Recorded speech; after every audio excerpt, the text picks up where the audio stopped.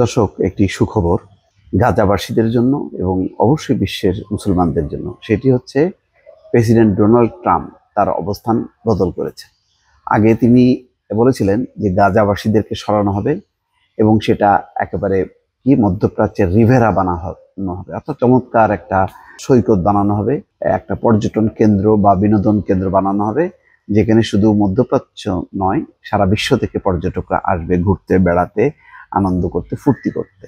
আসলে গাজা একটা অভিশপ্ত। এখানে যে পরিমাণ মানুষ নির্বিচারে হত্যাকাণ্ডের শিকার হয়েছে, এই শোক এবং এই দুঃখ কষ্ট, এই গণহত্যা, এটা দীর্ঘকাল ধরে মুসলমানদের ভেতরে গ্রথিত থাকবে বা এটা চাপা পড়ে থাকবে, কখনো এইটি বুঝবে না, এই শোক, এই ব্যথা, এই বেদনা। তো এখন সেখানে ডোনাল্ড ট্রাম্প বানাতে চেয়েছিল একটা বিনোদন কেন্দ্র, মানে এক ধরনের উপহাস, তাচ্ছিল্য, মানে চরম হচ্ছে মুসলিম বিরোধী একটা মনোভাব, সেন্টিমেন্ট, বা তার যেই এক ধরনের সেন্টিমেন্টস, সেই সেন্টিমেন্টকে আঘাত করা একটি কথাবার্তা। তো আরব বিশ্বগুলো অন্তত এই একটা জায়গায় খুব দ্রুত বেগে তারা ঐক্যবদ্ধ হয়েছে এবং তারা একজোট হয়ে বলেছে যে কোনোভাবেই তারা এটা মানবে না। তো এইরকম মনোভাব জানতে পেরে ট্রাম্প এখন অবস্থান বদল করেছে, বলছে যে গাজা থেকে কাউকে উৎখাত করা হচ্ছে না। প্রেসিডেন্ট ট্রাম্প, মার্কিন প্রেসিডেন্ট ডোনাল্ড ট্রাম্প বুধবার জোর দিয়ে বলেছেন গাজা থেকে কাউকে উৎখাত করা হচ্ছে না। আরব নিউজ এই খবর দিয়েছে। বুধবার হোয়াইট হাউসে আয়ারল্যান্ডের প্রধানমন্ত্রী মিশেল মার্টিনের সঙ্গে বৈঠকের সময় এক সাংবাদিকের প্রশ্নের উত্তরে তিনি এই কথা বলেন। তবে তার এই বক্তব্য তার আগের প্রস্তাবের বিপরীত বলে মনে হচ্ছে, যেখানে তিনি যুক্তরাষ্ট্রের গাজা দখলের প্রস্তাব দেন এবং ফিলিস্তিনিদের সরিয়ে অঞ্চলটিকে মধ্যপ্রাচ্যের রিভেরা বানানোর কথা বলেছিলেন।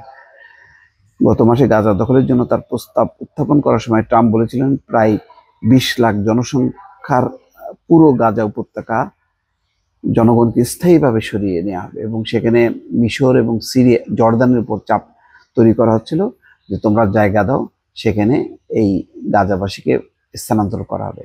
কিন্তু জর্দানের বাদশা যেমন এটা প্রত্যাখ্যান করেছে, মিশরও প্রত্যাখ্যান করেছে। তারা আবার কেউ কেউ বলেছে তারা এইসব বিষয় নিয়ে এই ট্রাম্পের সঙ্গে আলোচনাই যাবে না।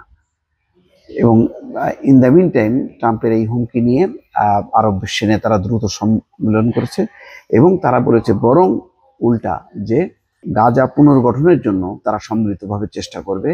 বরং মার্কিন প্রেসিডেন্ট ডোনাল্ড ট্রাম্পকে বলা হবে যে গাজা পুনর্গঠনের ব্যাপারে সহযোগিতা করার জন্য। চলতি বছরের ফেব্রুয়ারিতে ইসরায়েল ও হামাসের মধ্যে একটি নাজুক যুদ্ধবিরতি চুক্তির প্রাথমিক পর্যায়ে ট্রাম্পের এই প্রস্তাব বিশ্বব্যাপী নিন্দা এবং প্রত্যাখ্যানের মুখে পড়ে, কারণ এটি দীর্ঘদিনের ফিলিস্তিনি আশঙ্কাকে আরো বাড়িয়ে তোলে যে তাদের স্থায়ীভাবে ঘর ছাড়া করা হতে পারে। মিশর, জর্দান এবং উপসাগরীয় আরব দেশগুলো সতর্ক করে জানায় এমন কোনো পরিকল্পনা পুরো অঞ্চলকে অস্থিতিশীল করে তুলতে পারে।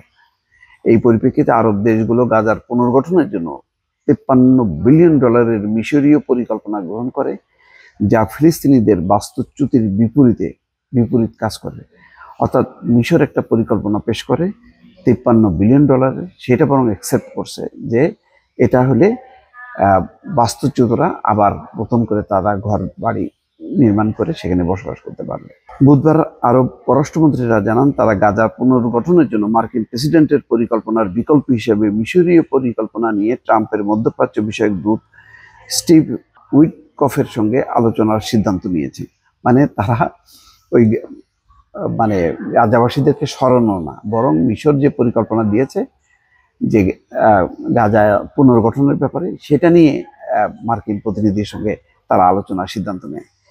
কাতারের পররাষ্ট্র মন্ত্রণালয় এক বিবৃতিতে জানায় কায়রোতে 4 মার্চ অনুষ্ঠিত আরব লীগের সম্মেলনে গৃহীত গাজার পুনর্গঠন পরিকল্পনা নিয়ে আরব পররাষ্ট্রমন্ত্রীরা আলোচনা করেছেন। তারা মার্কিন দূতের সঙ্গেও এই বিষয়ে পরামর্শ এবং সমন্বয় চালিয়ে যাওয়ার বিষয়ে একমত হয়েছেন। দোহার এক বৈঠকের পর মন্ত্রীরা এক যৌথ বিবৃতিতে জানান আলোচনাগুলো গাজার পুনর্গঠনের জন্য একটি ভিত্তি হিসাবে কাজ করবে। এদিকে ওভাল অফিসের ব্রিফিং এ ট্রাম্প অভিযোগ করেন মানুষ 7 অক্টোবর হামাসের হামলার কথা ভুলে যাচ্ছে। তিনি ওই দিন জিম্মিদের প্রতি গোষ্ঠীটির হামলার কথা পুনরায় উল্লেখ করেন। আমরা ইসরায়েলের সঙ্গে কঠোর পরিশ্রম করছি, দেখছি কিভাবে এই সমস্যার সমাধান করা যায়, বললেন ট্রাম্প। মানে ঘুরে ফিরে হচ্ছে ইসরায়েল এবং তার যে যুদ্ধের নেতানিয়াহুকে উস্কানি দেওয়া ছাড়া মানে এই পর্যন্ত 50 দিনে ট্রাম্পের একটি কথাও ফিলিস্তিনিদের পক্ষে বা মুসলমানদের পক্ষে আসেনি। সবই হচ্ছে ইসরায়েলের পক্ষে, এবং ইসরায়েলকে আরো মদদ দেয়া, তোমরা হামলা চালাও, আমরা পাশে আছি, এরকমই একটা মনোভাব। এই মনোভাবের কারণে আলটিমেটলি ইসরায়েলকে নিরস্ত্র করা, নিবৃত করা হামলা থেকে, এটা খুবই কঠিন ভবিষ্যতে। যদিও আপাতত গাজাবাসীদেরকে সরানোর যে পরিকল্পনা, সেই পরিকল্পনা সেটি বাতিল হয়ে গেছে। দর্শক, ভালো থাকবেন। আল্লাহ হাফিজ।